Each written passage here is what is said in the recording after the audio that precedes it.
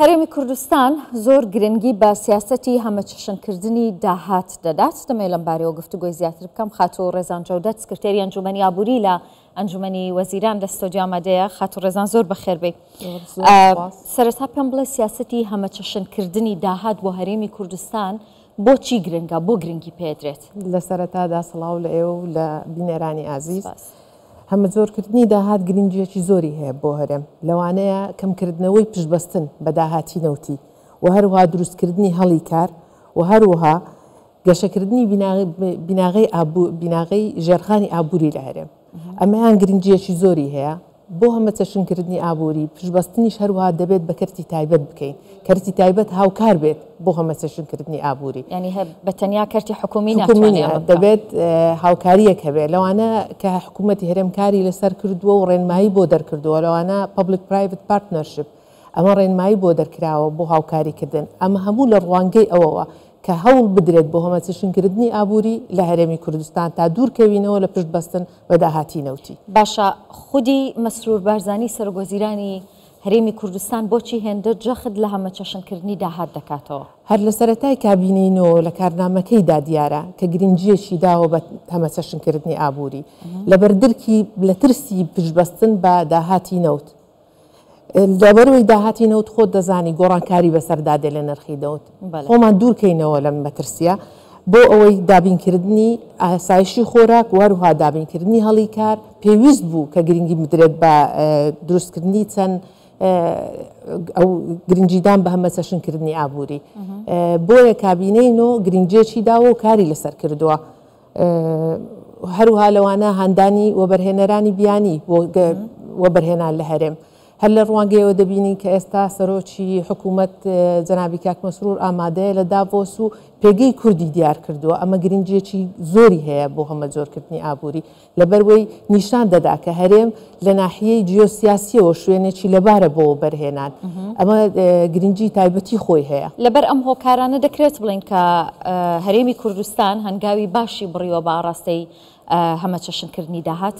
بەڵێ دەتوانین بڵێن هەنگاوی زۆر باشمان بڕیوە. لەوانەیە گرنگیدان بە کشت و کاڵ کە لە ئێستادا دەبین لەم کامبینەیەدا چەند سایلۆ چەند بەنداو دروست کراوە. هەروها بیناغەی بانکی دانراوە، کارکردنی بانکی زۆر پێشخستووە لەم کابینەیەدەیە. هەروها دروستکردنی پرۆژەی بچووک و مامناوەند کە پشتگیریان لێ دەکرێت و بە پێدانی قەرز. بەڵێ باشە، ئابووری هەرێمی کوردستان لەسەر چەند کۆڵەکەیەکی جیاواز بنیاد بنرێت، ڕوبەڕووی کێشە دەبێتەوە؟ دەتوانین بڵێن کێشەکان کەم دەکاتەوە قەیرانەکان ئەگەر لەسەر چەند بنەمایەک دروست بێت، لەوانە گرنگیدان بە کشت و کاڵە و بە پیشە سازیە و کەشت و گوزارە. ئەگەر هەر کێشەیەک لە هەر کەرتێک ڕوو بدا دەتوانین کەرتەکەی دیپشتگیری بکاتن و تەواوکەری یەکدر بن. لەوانەیە مەسەڵەن بڵێن کەمکردنەوەی مەترسیە ئابووریەکانە ئەگەر چەند کۆڵەکەیەکمان هەبێت و ئیستیقرار دەکات لە داهات. بەڵێ باشە، هەرێمی کوردستان لەبارە بۆ ئەوەی کە بتوانین داهاتەکەی هەمەچەشن بکەین و پشت بە یەک سەرچاوی داهات نەبەسترێت. بەڵێ ئەوەکەمان زۆر لەبارەیە، کەشەکەمان زۆر لەبارە کە ئابووریەکی هاوسەنگ دروست بکەین. ئابووری هاوسەنگیش گرنگدانە بە هەموو کەرتەکان. لەوانەیە کەرتی گەشت و گوزار کە شوێنەواری زۆر چاکمان هەیە دەتوانین گرنگی زیاتری پێ بدەین و هەروها دەتوانین بە کشت و کاڵ گرنگیدان زیاتر بە کشت و کاڵ. ئەمە گرنگی تایبەتی خۆی هەیە، هاندانی جوتیاران و پشتگیریان کردنیان و دروستکردنی پیشە سازی خۆراک کە تەواوکەری کاری جوتیارەکان دەکات. لەبەرەوەی ئێستا عێراق زۆر پشت بە هاوردەکردن دەبەستێت. ئەگەر ئێمە هانی جوتیاران بدەین دەتوانین بازاڕەکانی ناوەند و باشوور کۆنتڕۆڵ بکەین. کەواتە ئەم کۆبوونەوانەی کە سەرۆکوەزیران لە داڤۆز ئەنجامی دەدات هەنگاوی باشن بە ڕاستی هەمەچەشنکردنی داهات لە هەرێمی کوردستان؟ هەنگاوی زۆر گرنگە بەرەو هەمەچەشنکردنی. ئێستا بۆ ئەمانجە کار دەکەن، لەسەر ئەو ئەمانجە کار دەکەن. ئێستا پێگەیەکی بۆ کورد دروست کردووە لە جیهان کە تەنها ماڵی کوردستان لە داڤۆس و ناوەکەی و بەشداربوونی لەگەر ئەوەندە سەرکردەی جیهان و لە نێوان 130 وڵات و بە ئامادەبوونی 60 سەرۆک و ئەو دیدارە گرنگانەی جەنابی سەرۆک دەیکا، طبعا ئەوە پێگەی کوردستان زۆر بەهێز دەکات. وا دەکا کە وەبەرهێنەرەکان بتوانن متمانە بکەن و بێن وەبەرهێنان بکەن لە هەرێم. باشە، خاتۆ ڕێزان دەمەوێت بپرسم کە تاکسەرچاوی داهات کە لە ئابووریا پێی دەوترێت ڕێعا بۆچی ینی باش نییە؟ خۆ عێراق بۆ نمونە ئەتوانێت ڕێی عێراق دەتوانێت بڵێ من نەوتێکی زۆرم هەیە خاوەن یەدەگێکی زۆری نەوتم پشت بە نەوتە بەستم داهاتی ڕێی ئەمە کێشەی خۆی هەیە تەنها پشت بەستن بە داهاتی نەوت هەر کێشەیەکی ئابووری و سیاسی ڕووبدا نرخی نەوتدا دەبەزێت کە ئەوە تەسیر لە هەموو موازنە دەکات بۆیە هەمە چەشنکردنی ئابووری گرنگی تایبەتی خۆی هەیە و پێویستە گرنگی پێ بدرێت هەروەک ئێستا دەبینین کاری لەسەر دەکرێت چونکە نرخی نەوت چەسپاو نییە و ئێستاش گۆڕانکاری وزە هەیە لە جیهان ئەمەی هەڵێکە بۆ هەرێمی کوردستان چونکە گۆڕانی وزە الطاقة المتجددة وزە تاقەی شەمسی بەکارهێنان کە دراست کراوە هەنەک هەرێم تەنانەت عێراقش لە 4 وەرزی ساڵدا دەتوانێت سوود لەمە ببەستێ بۆیە دوورکەوتنەوە لە داهاتی نەوتی بەڕاستی زۆر گرینگە هەر ئەوەشە سەرۆکی حکوومەتکاری لەسەر دەکات باشە هەرێمی کوردستان دەتوانێت ینی پشت بە داهاتی کەرتی گەشت و گوزار یاخود کەرتی کشت و کاڵ ببەستێ لە ئێستادا کاری لەسەر کراوە بەڵام کاری زیاتری پێویستە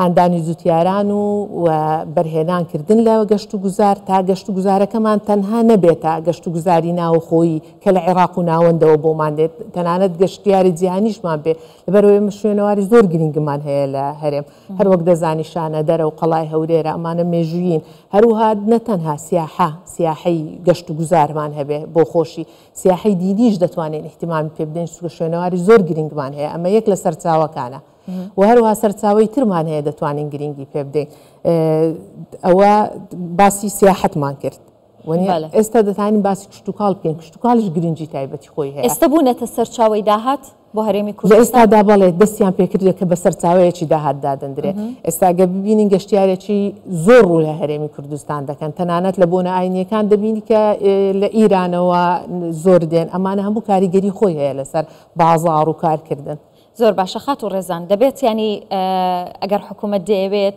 داهات هەمە چەشن بکە دەبێت لە بڕیار و یاساکانیش کارەسانی بکە کارەسانی چی کراوە بۆ ئەوەی کە بتوانن داهات هەمە چەشن بکەن حکوومەت هەردەم لە هەوڵدان بووە بۆ کاراساندی لەگە هەماهەنگیکردنیش لەگەڵ کەرتی تایبەت کە ئەمە پێگەی خۆی هەیە لەبەرەوەی پێشبردننی ئابووری لەوانە هەروەکوتم ئەوەی ڕێنماییەکان دەرکراوە و هەروها هەندێک هاوکاریکردن هەیە لە بازدان و لە بەم شێوەیە حکوومەت هەردەم هاوکار بووە چونکە کەرتی تایبەت بە یەک لە بنەمایە سەرەکیەکانی پێشکەوتنی ئابووری دادنێت کەرتی تایبەت تا چەند هاوکارە لەوەی کە هەرێمی کوردستان بتوانێت داهاتی فرەچەشن بکە والله کەرتی تایبەت لە هەرێمی کوردستان پێگەی خۆی هەیە و بەرهێنەری زۆر گەورەمان هەیە هەوڵیان داوە و بەردەوامیشن لە هەوڵدان بۆ هەمە چەشنکردنی ئابووری بە دەستخۆش خاتۆ ڕێزان جۆ دەستکردێری ئەنجومەنی ئابووری لە ئەنجومەنی وەزیران زۆر بەخێر دەستخۆش